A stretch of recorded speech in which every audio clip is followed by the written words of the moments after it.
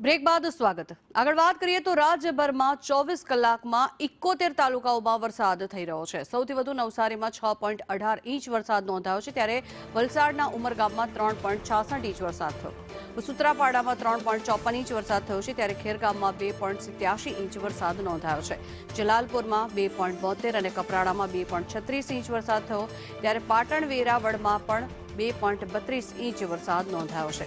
આ તરફ ડાંગ અને આહવામાં પણ 2.2 ઇંચ અને વલસાડમાં 2.2, ચીખલીમાં 1.97 ઇંચ વરસાદ થયો, ત્યારે કામરેજમાં 1.97 ઇંચ વરસાદ વરસ્યો છે। એક તરફ શિયાળાની શરૂઆત થઈ રહી છે, ત્યારે બીજી તરફ આ માવઠાનો માર જોવા મળી રહ્યો છે। ત્યારે મહત્વનું છે કે પારડીમાં પણ 1.83 ઇંચ વરસાદ થયો છે, પલસાણામાં 1.61 ઇંચ, સુરતના મહુવામાં 1.57 ઇંચ વરસાદ વરસ્યો છે।